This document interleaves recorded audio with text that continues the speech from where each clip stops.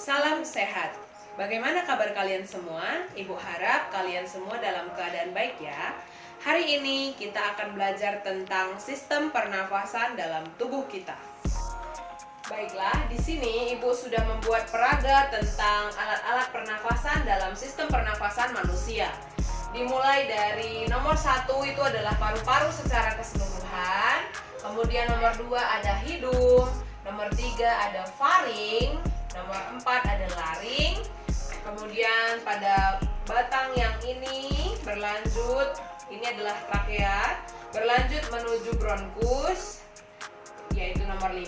Selanjutnya nanti akan bercabang lagi menjadi bronkiolus. Dan yang terakhir nomor 7 nanti ada alveolus.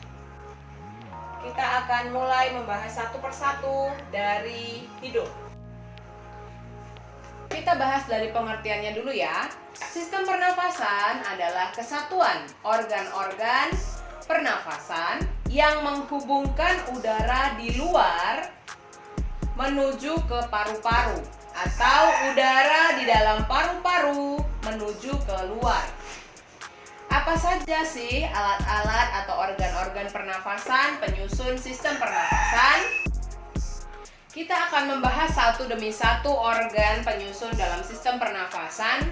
Ada hidung, faring, laring, trakea, bronkus, bronkiolus, alveolus. Kemudian nanti yang terakhir kita juga akan membahas mekanisme pertukaran oksigen dan karbon dioksida di dalam alveolus atau kapiler darah alveolus. Kita mulai dari yang pertama ya, yaitu hidung. Hidung selain dalam sistem pernafasan, hidung juga termasuk ke dalam indera, yaitu indera pembau. Sebab di dalam hidung terdapat banyak sekali saraf-saraf yang bisa menjadi penerima impuls atau rangsangan berupa aroma. Nah, mengapa hidung ini masuk ke dalam sistem pernafasan? Karena di dalam hidung terdapat rambut-rambut halus serta selaput lendir yang sangat berperan penting dalam penyaringan udara dari luar supaya tidak membawa debu-debu ke dalam sistem pernapasan. Nah, rambut halus ini penting untuk melekatnya debu-debu halus. Begitu pula dengan selaput lendir yang menghasilkan mukus di dalam hidung, itu juga penting dari tempat melekatnya kotoran yang masuk terbawa udara. Alat pernafasan yang kedua yaitu faring. Faring ini merupakan persimpangan antara tenggorokan dan kerongkongan. Jadi ketika kita bernafas dan makan, itu persimpangannya ada di faring ini. Ketika kita akan menelan, maka yang terbuka kerongkongan. Ketika kita akan menghirup udara, yang terbuka adalah tenggorokan. Selanjutnya, organ yang berikutnya ada laring. Laring itu merupakan tempat katup pembatas atau disebut epiglotis yang mencegah makanan masuk ke saluran pernafasan. Jadi kalau kita tiba-tiba tersedak, itu berhenti dia di epiglotis ini. Makanya dia akan tersedak atau batuk untuk mengeluarkan makanan itu sehingga tidak jadi masuk ke saluran pernapasan. Organ yang berikutnya ada trakea. Banyak terdapat selaput lendir karena jaringan utama penyusun trakea adalah epitel bersilia. Yang terkenal dia menghasilkan lendir. Fungsinya apa? Fungsinya untuk merangkap debu halus yang masih lolos di hidung tadi. Di saringan pertama hidung, ketika dia masih lolos, dia akan ditangkap lagi oleh trakea. Nah, setelah udara sampai di trakea, dia akan kemana?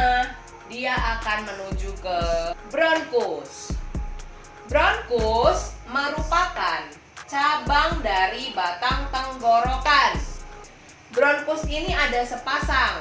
Yang satu menuju paru-paru kanan, yang satu menuju ke paru-paru kiri. Nah, di dalam paru-paru, bronkus ini bercabang lagi. Cabang yang ke kanan membentuk 3 cabang bronkiolus. Cabang yang ke paru-paru sebelah kiri membentuk 2 cabang bronkiolus. Maka selanjutnya organ yang kita bahas adalah bronkiolus. Bronkiolus ini merupakan cabang bronkus yang memiliki banyak sekali tulang rawan. Semakin kecil cabang bronkiolus, maka semakin sedikit tulang rawan penyusunnya dan akan berakhir pada fibrosa dengan lapisan yang mengandung banyak silia. Silia itu ya seperti tadi, rambut-rambut halus. Nah, berikutnya setelah udara memasuki bronkiolus, selanjutnya ia akan memasuki alveolus.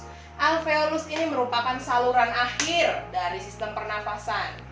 Alveolus juga merupakan gelembung-gelembung udara yang berlekatan erat dengan kapiler darah, sehingga di dalam alveolus inilah terjadi pertukaran gas, oksigen, dan karbon dioksida di dalam darah. Jadi ketika kita bernafas menghirup oksigen yang banyak, dia akan berdifusi menuju darah yang dibawa dari ventrikel kanan menuju paru-paru, yakni di kapiler-kapiler alveolus ini. Oksigen tersebut akan diangkut oleh darah untuk diedarkan ke seluruh tubuh. Sementara darah yang berasal dari ventrikel kanan tadi mengandung karbon dioksida yang akan dibawa kembali melalui saluran pernafasan ke udara di luar tubuh kita. Berikutnya kita akan membahas tentang mekanisme pertukaran oksigen dan karbon dioksida di dalam alveolus. Yang pertama kita lihat ini dari panah-panah berwarna merah. Oksigen. Banyak sekali oksigen di luar tubuh kita masuk melalui hidung. Dari hidung, oksigen diteruskan menuju faring, melewati laring, lanjut ke trakea, menuju ke bronkus, ke bronkiolus atau cabang-cabang bronkus, dan selanjutnya sampailah ke alveolus. Di alveolus ini tadi dikatakan sangat berlekatan erat dengan pembuluh darah kapiler. Dan inilah bisa kita lihat kapiler-kapilernya ini yang mengikat atau mengelilingi alveolus. Alveolus yang hitam-hitam, pembuluh darahnya, kapilernya ada yang merah, ada yang biru.